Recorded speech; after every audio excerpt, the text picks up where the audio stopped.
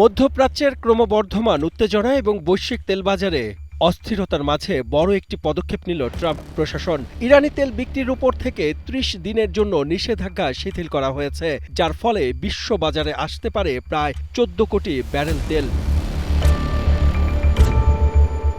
মার্কিন অর্থমন্ত্রী Scott Bessent সামাজিক যোগাযোগ মাধ্যম এক্সে এই তথ্য নিশ্চিত করেছেন। মার্কিন ট্রেজারি বিভাগে ওয়েবসাইটে পোস্ট করা ছাড়পত্রে বলা হয়েছে, এই ছাড়ের আওতায় প্রয়োজন মতো যুক্তরাষ্ট্রে ইরানি তেল আমদানির সুযোগ তৈরি হবে। এখন প্রশ্ন হলো, এই সিদ্ধান্তের পেছনে কি কারণ থাকতে পারে?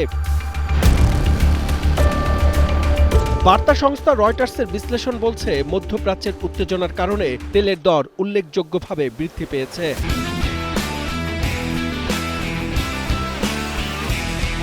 আসন্ন মধ্যবর্তী নির্বাচনের আগে যুক্তরাষ্ট্রের ব্যবসা প্রতিষ্ঠান ও সাধারণ ক্রেতারা এই মূল্য বৃদ্ধিতে সরাসরি চাপে পড়েছেন। রাজনৈতিক বিশ্লেষকরা মনে করছেন, কংগ্রেসের নিজের আধিপত্য ধরে রাখতে অভ্যন্তরীণ অর্থনৈতিক স্থিতিশীলতা ট্রাম্পের জন্য এখন প্রধান অগ্রাধিকার। তবে বিশেষজ্ঞরা সতর্ক করেছেন, এই নিষেধাজ্ঞা ছাড়ের মেয়াদ মাত্র ১৯ এপ্রিল পর্যন্ত এবং ইরানি তেল শেষ পর্যন্ত যুক্তরাষ্ট্রে আসবে কিনা সেটা এখনো অনিশ্চিত। তবে এই সিদ্ধান্তে সবচেয়ে বেশি সুবিধা পাবে ইরানের তেলের প্রধান ক্রেতা চীন।